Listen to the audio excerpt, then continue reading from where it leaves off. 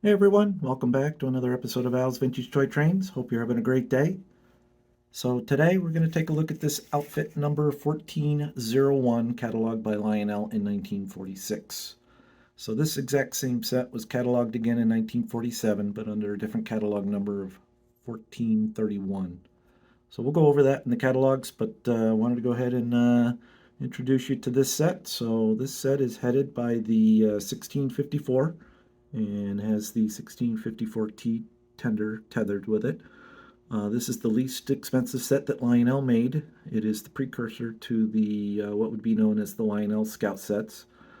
So a year or two later, Lionel would introduce the Scout sets, but this is the precursor to that.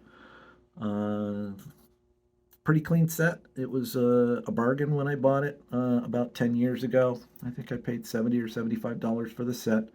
And the reason why I bought it was because it was exceptionally clean and it was early post-war. So take a look at the engine here a little closer. It does not have smoke. It does have a working headlight. It does have a three-position E unit, but it's lacking a little detail on the side rods and whatnot. Um, Again, it's nice and clean. There's the sheet metal tender. And then new for 1946 was the 2465 double dome Sunoco tank car. And this one just has the smaller Sunoco decal, smaller letters. A little later would be the larger letters. The very earliest version of this would have had the Sunoco with gas and oils in the center. And that would have been early 46 production. But this is a little later on. And here we have the 2452 gondola. It's the 2452X, and the X denoted that it was lacking a couple things. So, one, it is lacking the brake wheel that we would normally have on the right, and it does not come with barrels.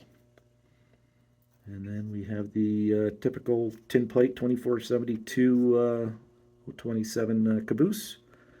And again, it's the least expensive set from Lionel at $24.95. The precursor to the Lionel Scout sets, but a nice clean set nonetheless, and it does run very well. Um, let's go ahead and take a look at the catalogs for you. All right, we're going to go ahead and take a look at the catalogs here, 1946 on the left and 1947. So this outfit was produced both years. However, the outfit number had changed from one year to the next. So in 1946, it was labeled as 1401 or 1401, and in 1947, it was listed as 1431. So I guess the real difference is that the transformers had changed from 46 to 47. And in 1946, it was a 40-watt 1037 transformer. And in 1947, I guess they felt that they needed a little more power, so they put in a 60-watt 1035 transformer. Now, if you would spent the extra $5 or so to get the whistle version, the catalog number just would have had a W at the end of it, denoting that it would have had a whistle, and then it would have come with a different transformer each of the years with a whistle controller. So I had a difficult time discerning what year my outfit was because I did not have the set box and I did not have the transformer that came with it. So I used one of my references, and Doyle's is one of my references that I use, as well as Greenberg's. But this one had a nice little depiction on the post-war boxes, and I knew it would be the early post-war box, which ran from 1945 to 1947. And in here it explains that the 1947 boxes are distinguished by the logo of the Toy Manufacturing Association.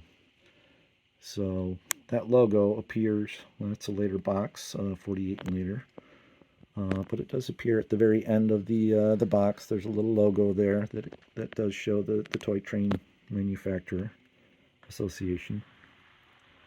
And so that's what I was looking for on my boxes. And my boxes are in rough shape, missing the ends for the most part, and kind of beat up, but they did protect the trains. But if you look at the boxes, there's none of the logos that we were looking for on a 47. So that helps me determine that this is a 1946 set and that it is 1401 outfit. All right, let's go ahead and look inside this 1946 catalog. and it is the very first set that is listed in this catalog. So it is the 1401, and there it is with the engine tender and the 3 cars. And one of the misleading things is if you look at this gondola closely, you'll notice it shows the brake wheel. And when we go to the description, it lists it as the 2452. What actually came with this set was the 2452X, and when that X was on the box, it eliminated the brake wheel. It also eliminated barrels. So the picture was a little misleading there, but you know, they had the right to substitute and make some changes. As you know, the catalogs came out before the sets, and there you have it. So that's the 46 set, and here's the price sheet that came with the 46 catalog. And there it is on page 4, 1401. It was $24.95. If you wanted to add that whistle, it was another $6 more to add the whistle to that set as 1401W. All right, so that's the 46 catalog. Move to the 47 here, and it's a 2-page spread.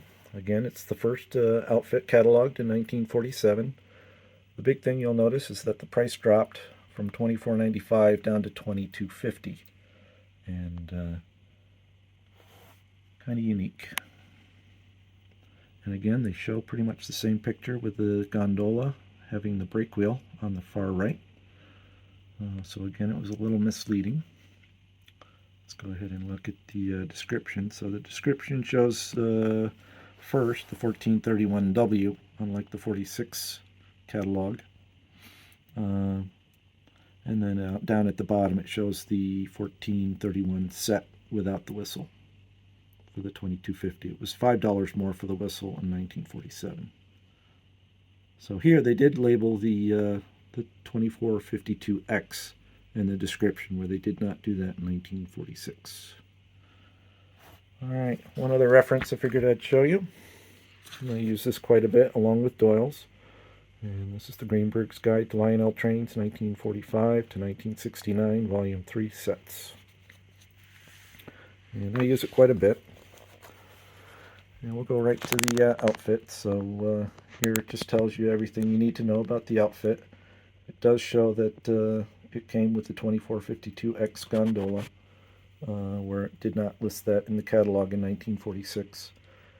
And it gives you everything you need to know. It tells you the transformer type and everything that would have come with it, and a little description of it as well. All right, let's go ahead and run some trains. All right, before I actually run the engine, I wanted to show you something here. So if you take a look at the gears on the one side, you'll notice that those gears are very close to the flange. And this being an 027 set, it does not like the 022 switches that I have. So I've got to lock this engine out in forward so it doesn't cycle the E unit, because when it goes through the switches it'll lose contact. So just wanted to point that out. It's very similar to the early switcher engine, the 1665. It also has this same issue with the gears in going through the O-gauge switches. They later corrected that switcher when they came out with the 1656 switcher, and that one rides just fine as an 027 switcher through the switches. But this one has a difficult time. All right, let's go ahead and run this set for you. All right, we're going to go ahead and operate this engine. Again, it's got those gears, so it's going to be a little difficult getting over the 2 switches on my middle main line. But let's go ahead and run this set for you.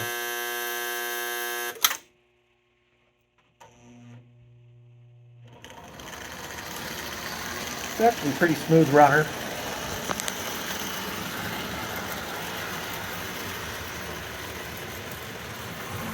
Again, it doesn't like the switches. I have it locked out in the forward position so it doesn't trip the E unit. And I have a 72 switch. It's a little more difficult getting over that one, so I've got to give it a little more speed.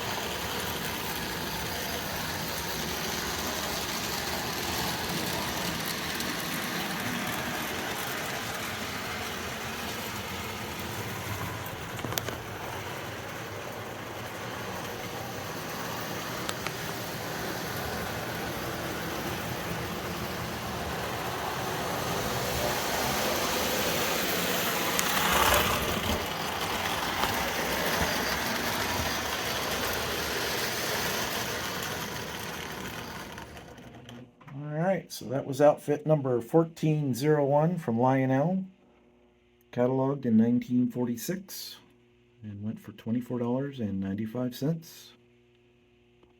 All right, have a great day, everybody.